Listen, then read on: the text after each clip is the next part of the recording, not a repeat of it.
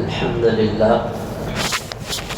لله كفى والسلام على عباد الله الذين اصطفى. أما بعد فأعوذ بالله من الشيطان الرجيم. بسم الله الرحمن الرحيم.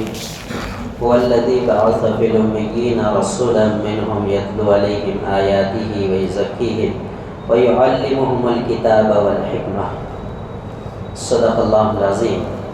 معزز بزرگان محترم، اللہ تبارک و تعالی نے تمام مخلوقات میں حضرت انسان کو اشرف بنایا ہے، اور اس کی وجہ یہ ہے کہ اللہ نے حضرت انسان کو علم کا جو سمندر عطا کیا ہے، کسی اور مخلوق کے پاس علم کا اتنا بڑا حصہ موجود نہیں ہے.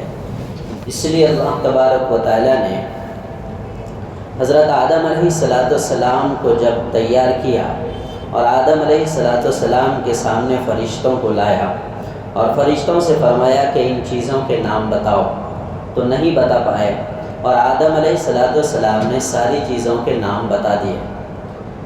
مفسرین کرام نے لکھا ہے کہ آدم علیہ السلام کو فرشتوں پر فوقیت اور فضیلت علم کی بنیاد پر دی گئی. قرآن اور حدیث میں اس کے بے شمار مثالیں، فضائل موجود ہے. قرآن کریم میں اللہ تبارک و تعالی نے اپنے نبی کے دنیا میں بھیجنے کا جہاں پر اور بھی کئی مقاصد بیان کیے ہیں، وہیں پر اللہ پاک نے اپنے نبی کے 4 کام بیان کیے ہیں. پہلا کام یہ ہے کہ میرے نبی آیات کی تلاوت کریں گے. دوسرا کام یہ ہے میرے نبی آیات کی تعلیم دیں گے. تیسرا کام یہ ہے میرے نبی تربیت بھی کریں گے. چوتھا کام یہ ہے میرے نبی حکمت بھی سکھائیں گے. یہ 4 کام اللہ نے نبی کے لیے ارشاد فرمایا. 4 کام: تلاوت آیات، تعلیم آیات، تربیت اور حکمت. یہ چاروں چیزیں علم سے متعلق ہیں، علم سے متعلق ہیں. اللہ تبارک و تعالی نے حضور پاک علیہ السلام کو کائنات کا استاد اور معلم بنا کر بھیجا. ویسے تمام انبیاء علیہ السلام معلم ہیں، استاذ ہیں، مگر حضور صلی اللہ علیہ وسلم کسی خاص قوم، برادری، قبیلے کے لیے پیغمبر تو تھے نہیں، جبکہ اس سے قبل جتنے بھی انبیاء علیہ السلام آئے کوئی بھی عالمگیر پیغمبر نہیں تھے. صرف آخری پیغمبر حضرت محمد صلی اللہ علیہ وسلم ایک عالمگیر پیغمبر ہیں کہ جن کی نبوت پوری دنیا کے لیے اور جن کی نبوت قیامت تک کے لیے ہے. اسی لیے نبی پاک علیہ السلام نے ایک بات اپنے لیے ارشاد فرمائی جو امام بخاری نے اس کو نقل کیا ہے: انما بعثت معلما. کتنا چھوٹا سا جملہ ہے مگر اس میں بڑا گہرا تھا سمندر ہے. نبی فرماتے ہیں کہ میں دنیا میں استاذ بنا کر بھیجا گیا ہوں. کائنات میں یہ چیلنج کوئی نہیں کر سکتا. انبیاء علیہ السلام اپنی قوم و برادری، اپنی قوم و ملت کے لیے یہ چیلنج کر سکتے تھے، مگر پوری دنیا کے لیے استاذ بنا کر بھیجا گیا ہوں. نبیوں کے علاوہ کسی کو بھی یہ بات کہنے کی نہ تو ہمت ہے نہ گوارا ہے. کوئی یہ نہیں کہہ سکتا کہ میں دنیا میں استاذ بنا کر بھیجا گیا، بلکہ ہر آدمی کمزور ہے، ہر آدمی ناقص ہے، ہر آدمی ادھورا ہے. انبیاء علیہ السلام ہیں جو کامل ہیں، اور اس میں حضور صلی اللہ علیہ وسلم بے انتہا کامل، مکمل سب ہیں. اس لیے نبی نے فرمایا کہ دنیا میں میں معلم بنا کر بھیجا گیا ہوں. اب اندازہ یہ ہوا کہ حضور صلی اللہ علیہ وسلم پوری کائنات کے لیے استاذ ہیں، اور حضور صلی اللہ علیہ وسلم قیامت تک آنے والے انسانوں کے لیے استاذ ہیں. یہی وجہ ہے کہ حضور پاک علیہ السلام کی تعلیمات، آپ کے ارشادات اور آپ پر نازل ہونے والی کتاب قرآن کریم، دنیا حیران ہے اس بات پر کہ اس کا مقابلہ کیوں نہیں کیا جاتا ہے، کیوں نہیں کیا جا سکتا ہے. دنیا اس بات پر حیران ہے، قرآن آج تک چیلنج کر رہا ہے۔ نبی پاک علیہ الصلاۃ والسلام کی حکیمانہ باتیں، آپ صلی اللہ علیہ وسلم کی مدبرانہ تدبیریں آج بھی کائنات کو حیران کر رہی ہیں۔ نبی تو نبی کے ایک شاگرد حضرت عمر رضی اللہ عنہ کے متعلق انگریز مورخ یہ لکھتا ہے کہ حضرت عمر کی حکومت 10 سال تھی، اگر آئندہ اور 10 سال ان کی حکومت رہ جاتی تو پورے روئے زمین پر اسلام کے علاوہ کوئی دوسرا مذہب کا نام و نشان نہیں رہتا۔ اندازہ یہ ہوا کہ شاگرد کا یہ حال ہے تو استاذ کامل کا کیا حال ہوگا۔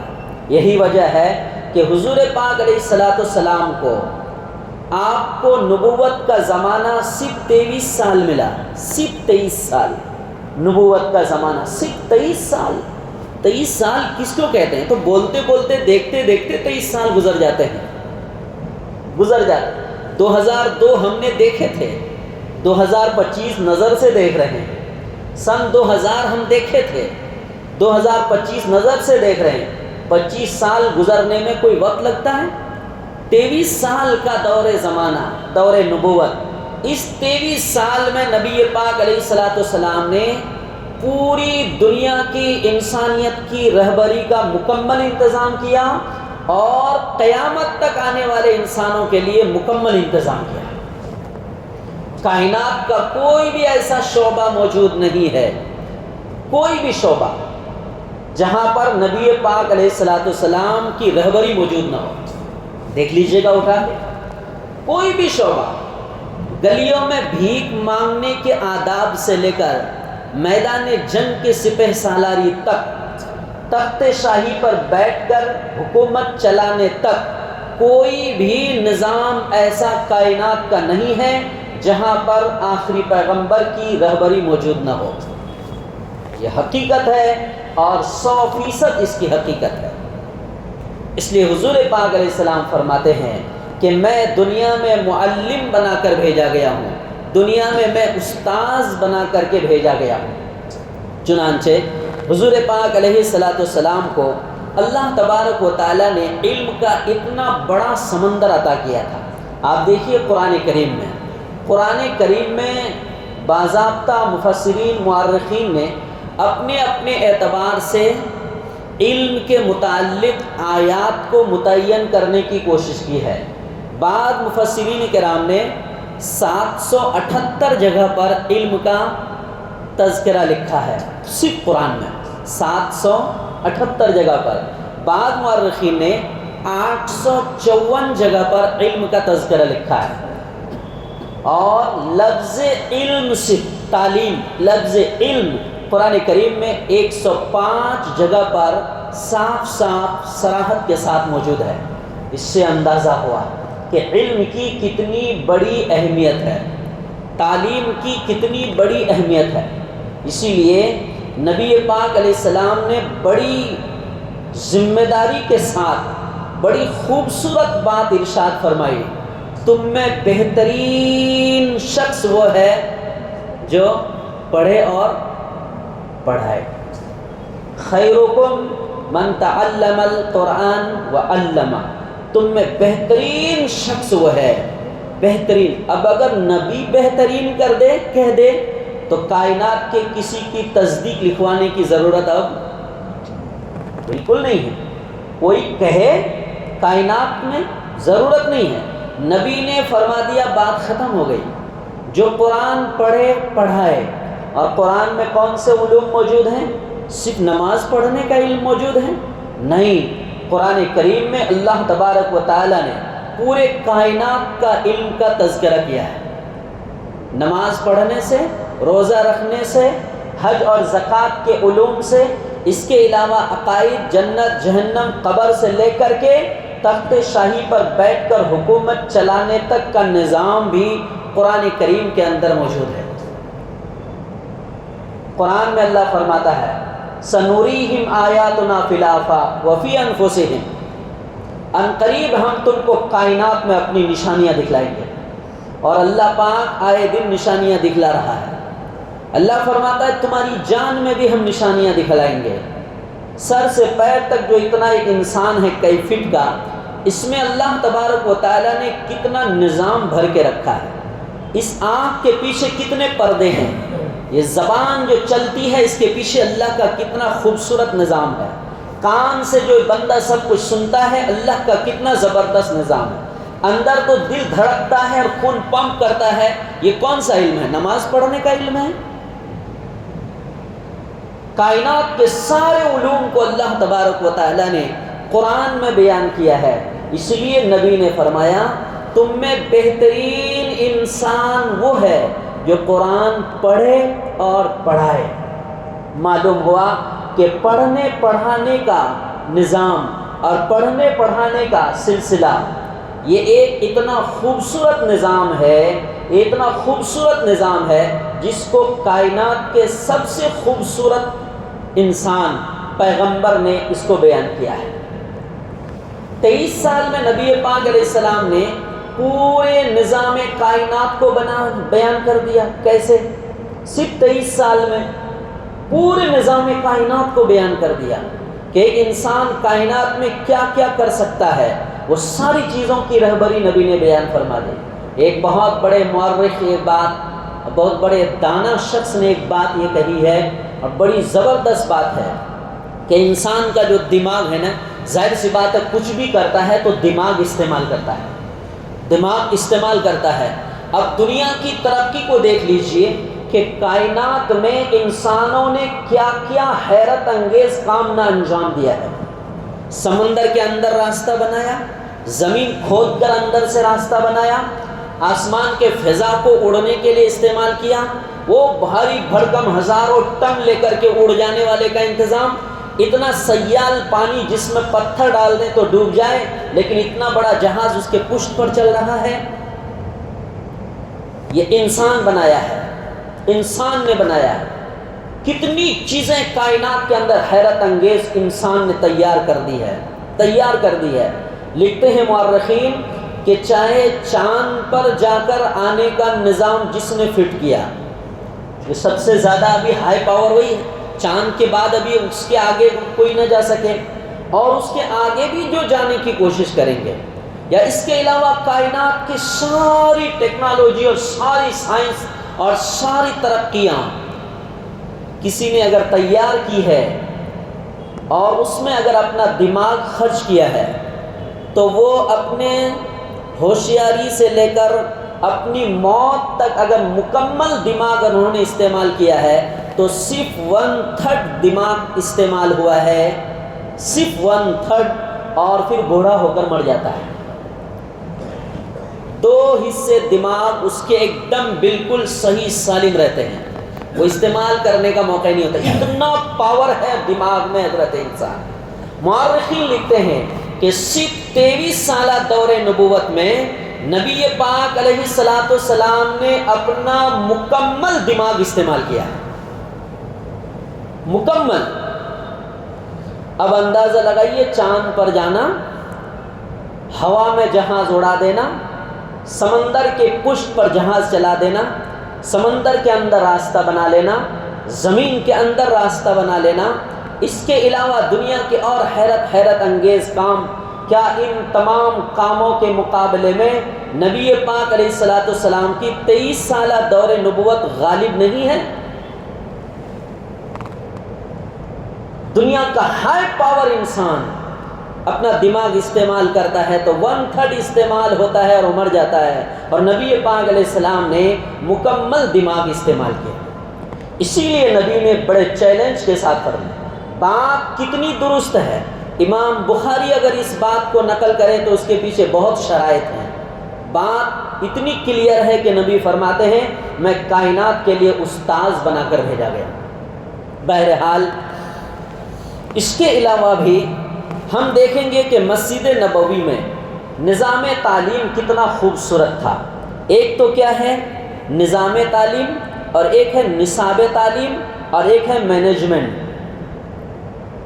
نظام تعلیم آپ نے کیا فٹ کیا ہے پڑھانے کے لیے، تعمیرات اس کی کیسی ہے، بیٹھنے کی جگہ کیسی ہے۔ نصاب تعلیم آپ پڑھا کیا رہے ہیں، مینجمنٹ اس کو آپ مینج کیسا کر رہے ہیں، آپ ذمہ داری کیسی نبھا رہے ہیں؟ نبی پاک علیہ الصلوۃ والسلام کے دور میں تینوں چیزوں کا تذکرہ ملتا ہے نظام تعلیم کے لیے۔ حضرت انس رضی اللہ عنہ فرماتے ہیں کہ جو ہی نماز ہماری ختم ہوتی تھی، ہم سنتوں سے فارغ ہونے کے بعد مسجد نبوی میں مختلف حلقے لگا لیا کرتے تھے، اور پھر ہم اس میں سیکھنے سکھانے کا عمل، تعلیم و تعلم کا عمل، استاد و شاگرد، ٹیچر اور اسٹوڈنٹ کا نظام وہاں پر شروع ہو جاتا تھا۔ اور پھر چند دن ہی نہ گزرے تھے کہ نبی پاک علیہ السلام نے ایک یونیورسٹی کی بنیاد رکھ دی جس کا نام ہے صفہ، چبوترا۔ اس چبوترے کے پرنسپل کون تھے؟ حضرت ابو ہریرہ رضی اللہ تعالی، نان اسٹاپ ہر وقت رہنے والے۔ کیا تھے؟ ہر وقت، ان کا کوئی کام ہی نہیں تھا۔ پڑھیے گا حضرت ابو ہریرہ رضی اللہ عنہ کے، اس کے پرنسپل تھے، اور اس کے مینجمنٹ خود نبی پاک علیہ الصلوۃ والسلام تھے رحمت دو عالم صلی اللہ تعالی علیہ وسلم سے۔ پڑھانے کے لیے کیا تھا؟ اللہ کی وہ عظیم ترین کتاب جس میں کائنات کے سارے علوم موجود ہیں، صرف نماز روزہ نہیں، سارے کے سارے علوم موجود ہیں۔ اسی وجہ سے نبی پاک علیہ السلام نے حدیث میں فرمایا، ابن ماجہ کی روایت ہے کہ طلب العلم فریضۃ علی کل مسلم، ہر مسلمان پر علم کا حاصل کرنا کیا ہے؟ فرض ہے۔ فرض ہے مطلب کیا ہے؟ ہم نے ایک بار نہیں 50 بار اس حدیث کو سنا ہے۔ ہر مسلمان پر علم کا حاصل کرنا فرض ہے کا مطلب کیا ہے؟ علم کی دو قسم ہے، علم ایک ہے فرض اور ایک ہے فرض کفایہ۔ علم فرض کس کو کہتے ہیں؟ انسان کی زندگی میں جو حالات پیش آتے ہیں، عبادات کے تعلق سے ہو، معاملات کے تعلق سے، معاشرت کے تعلق سے، اتنا موٹا موٹی علم حاصل کرنا ہر مسلمان پر فرض ہے، جس سے نماز درست ہو جائے، جس سے روزہ درست ہو جائے، زکوٰۃ صحیح نکال سکے، حج درست ہو جائے، معاشرت صحیح ہو جائے اور معاملات صحیح ہو جائے، اس کے اخلاق، آداب و کردار اس کے صحیح ہو جائے، اتنا علم حاصل کرنا ہر مسلمان پر فرض ہے۔ اور فرض کفایہ کس کو بولتے ہیں؟ مولوی بننا، حافظ بننا، قاری بننا، مفتی بننا، قاضی بننا، ڈاکٹر بننا، انجینئر بننا، سائنسداں بننا، یہ ہر مسلمان کے اوپر فرض نہیں ہے۔ اتنا علم حاصل کرنا جتنے میں آخرت کی تیاری کر سکے، اتنا علم حاصل کرنا کیا ہے؟ ہر ایک کے اوپر فرض ہے۔ تو حضور پاک علیہ الصلوۃ والسلام نے اتنا بہترین خوبصورت نظام تعلیم مسجد نبوی میں قائم کیا۔ چنانچہ اس چبوترے میں صحابہ کرام تعلیم حاصل کرنے کے لیے جاتے تھے اور وہاں پر علم حاصل کرتے تھے۔ وہاں پر آیات کی تلاوت بھی ہوتی تھی، وہاں پر کتاب کی تعلیم بھی ہوتی تھی۔ نبی صلی اللہ علیہ وسلم اتنی خوبصورت انداز میں ان کی تربیت بھی کرتے تھے، اور نبی پاک علیہ الصلوۃ والسلام حکمت بھی بتاتے تھے۔ حکمت کس کو کہتے ہیں؟ حکمت کہتے ہیں فہم، سمجھ، دانائی، یا نبی نے جو بات ارشاد فرما دی ہے سیم اسی طرح بغیر کچھ کمی بیشی کیے ہوئے خود اس پر قائم رہنا اور دوسروں تک اس کو پہنچا دینا، اس کو کہتے ہیں حکمت۔ چنانچہ صحابہ کرام کو یہ منظم تعلیم دی جاتی تھی۔ مفسرین نے، محدثین نے باضابطہ لکھا ہے کہ پیچیدہ نکات پر بحث بھی ہوتی تھی اس یونیورسٹی میں، اسی طرح علمی مسائل پر گفتگو بھی ہوتی تھی، اسی طرح ذہنی گتھیوں کو سلجھانے کا نظام بھی تھا، اسی طرح تاریخ کے حوالے پر بھی بحث ہوتی تھی، اقوام عالم کی تاریخ پر بھی بات ہوتی تھی، گزشتہ اقوام و ملل کی تاریخ اور اس کے حالات پر بھی بات ہوتی تھی، اسی طرح تفہیم علم کے لیے مثالیں بھی قائم کی جاتی تھی، مستقبل کے لیے ایڈوانس کے امکانات کی ترتیب بھی بنائی جاتی تھی باضابطہ، حالات حاضرہ پر کلام کیا جاتا تھا، فلاں قبیلے کا کیا نظریہ ہے، فلاں خاندان کا کیا نظریہ ہے، مکہ والے ابھی کیا چاہتے ہیں، مدینے والوں کو کیا کرنا چاہیے۔ اسی طرح نبی پاک علیہ الصلوۃ والسلام نے پورا نظام بیان کیا ہے۔ اسی لیے مورخین نے لکھا ہے کہ مسجد نبوی صرف نماز پڑھنے کی جگہ نہیں تھی، بلکہ مسجد نبوی کیا تھا کہ عظیم انسان اور معلم کا ایک بہترین اسکول، مدرسہ، یونیورسٹی، کالج، سب کچھ تھا وہ۔ اسی لیے کہتے ہیں کہ مسجد نبوی سپریم کورٹ بھی تھا، مسجد نبوی ہائی کورٹ بھی تھا، مسجد نبوی پارلیمنٹ بھی تھا، مسجد نبوی قومی اسمبلی بھی تھی، مسجد نبوی سرکاری مہمان خانہ بھی تھا، جمہوری دارالعلوم اور اسکول بھی تھا، اسی طرح مشورے کا ایوان بھی تھا، نماز پڑھنے کی جگہ بھی تھی۔ مسجد نبوی کو یہ درجہ دیا گیا۔ آج کل اس تناظر میں ہم لوگ دینی اور عصری تعلیم کو کتنا فرق کر دیے ہیں کہ دینی تعلیم الگ ہے اور عصری تعلیم الگ ہے، مدرسے کی تعلیم الگ ہے اور اسکول کی تعلیم الگ ہے، جبکہ مزاج نبوت کہیے یا قرآن کا نظام کہیے یا نبی پاک علیہ السلام کی احادیث کہیے یا یوں کہیے کہ مزاج شریعت میں ایسی کوئی تفریق کہیں پر بھی موجود نہیں ہے کہ دینی تعلیم الگ ہے اور دنیاوی تعلیم الگ ہے، کہیں پر بھی موجود نہیں۔ صحابہ کرام کی ایک بڑی جماعت ایسی تیار ہو چکی تھی جو یہ کہا نہیں جا سکتا تھا کہ یہ صرف مولوی صاحب ہے۔ اس لیے دینی اور عصری تعلیم دونوں کا ایک حسین امتزاج، ملاوٹ ہونی چاہیے، تعلق ہونا چاہیے دونوں کا۔ مورخین نے لکھا ہے دینی تعلیم کردار بناتی ہے اور عصری تعلیم انسان کے اندر قابلیت پیدا کرتی ہے۔ دینی تعلیم راہ دکھاتی ہے اور عصری تعلیم سفر آسان کرتی ہے۔ دینی تعلیم مقصد حیات سکھاتی ہے اور عصری تعلیم زندگی کے وسائل مہیا کرتے ہیں۔ ایک ہندوستان کے اندر بہت بڑے عالم گزرے ہیں، حضرت مولانا سید ابو الحسن علی ندوی رحمۃ اللہ علیہ۔ یہ وہ شخص ہیں، اگر ان کی حیات سوانح حیات پڑھیں گے پتہ چلے گا کہ دنیا میں کتنے بڑے بڑے انسان گزرے ہیں۔ ہم صرف سرکاری لوگوں کو پڑھتے ہیں، کبھی کبھی دینی لائن کے بڑے بزرگوں کو بھی کتابوں میں پڑھنا چاہیے۔ یہ مولانا ابو الحسن علی ندوی ایسے شخص ہیں جن کو خانہ کعبہ کی چابی ملی تھی اس کا دروازہ کھولنے کے۔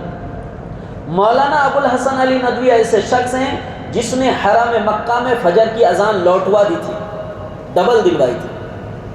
اذان ہو گئی 2-3 منٹ پہلے، فوراً فون کیا جن کو فون کرنا تھا کہ اذان وقت سے پہلے ہو گئی، دوبارہ حرم میں اذان دی گئی ان کے فون پر۔ معمولی شخص ہیں، عرب میں ان کی مثال ایسی ہے، کہتے ہیں کہ جن کے کتب خانے میں مولانا ابو الحسن علی ندوی کی کتاب نہ ہو، کہتے ہیں یہ کتب خانہ نہیں ہے، یہ پیپر کا ذخیرہ ہے۔ یہ کتاب ہے تاریخ دعوت و عزیمت۔ کتاب کا نام کتنا آسان ہے لیکن پوری دنیا کے خزانے اس میں بھرے ہوئے ہیں۔ افسوس تو یہ ہے کہ ہم لوگ کتاب پڑھتے نہیں۔ یہ وہ شخص ہیں جنہوں نے ایک بات کہی تھی کہ مسلمانوں، اب مدارس جتنے کھل گئے اتنے کافی ہیں ملک کے اندر دینی نظام کو باقی رکھنے کے لیے۔ اب اپنے نسل نونہالوں کو ملک میں آباد کرنے کے لیے اور ان کے مستقبل سنوارنے کے لیے، ملک کو آگے بڑھانے کے لیے، قوم کو آگے بڑھانے کے لیے اب تم اسلامی اسکول اور کالج قائم کرو۔ ایک مولوی صاحب ایسا کیسے کہتے تھے؟ اندازہ یہ ہوا کہ دونوں میں کوئی فرق نہیں ہے جو عام طور پر دونوں کے درمیان فرق کیا جاتا ہے۔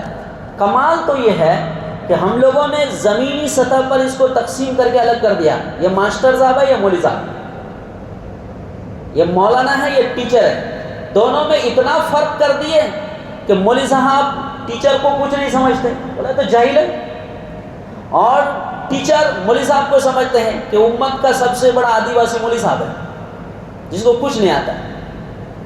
جب فرق کیے تو نظریہ یہ پیدا ہو گیا، نظریہ یہ پیدا ہو گیا۔ کسی موقع پر کسی دانشور نے ایک بات کہی تھی، کیا کہ قوم کے بچے سدھر جائیں گے اگر 2 قسم کے لوگ صحیح تعلیم و تربیت اور توجہ دیں، ایک عالم اور ایک اسکول کے ٹیچر۔ یہ دونوں کا اگر حسین امتزاج، تعلق اور ملاپ اگر ہوگا تو قوم کے بچے بہترین انسان بن کر نکلیں گے۔ کیا بہترین انسان بن کر نکلیں۔ ہم صحابہ کے دور کو دیکھتے ہیں کہ صحابہ کے دور میں یہ عصری تعلیم تھا یا نہیں؟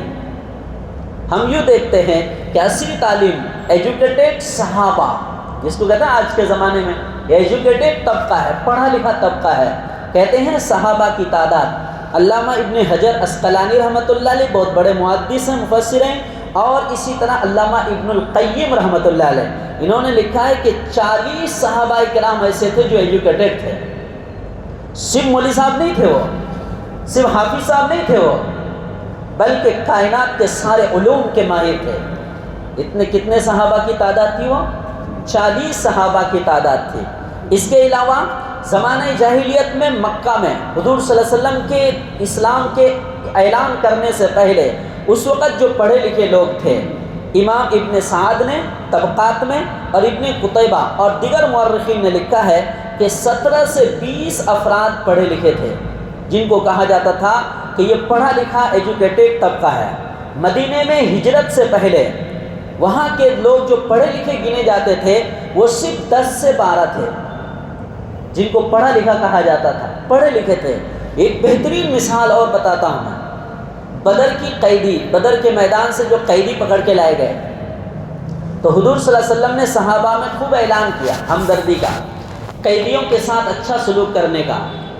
تو اس میں سے نبی صلی اللہ علیہ وسلم نے ایک آفر اور ایک آپشن یہ رکھا قیدیوں کے لیے کہ ان قیدیوں میں جو لوگ پڑھے لکھے ہو، تعلیم یافتہ ہو، وہ اگر مدینے کے 10 افراد کو لکھا پڑھا دیں گے، لکھنا پڑھنا سکھا دیں گے تو وہ آزاد ہے۔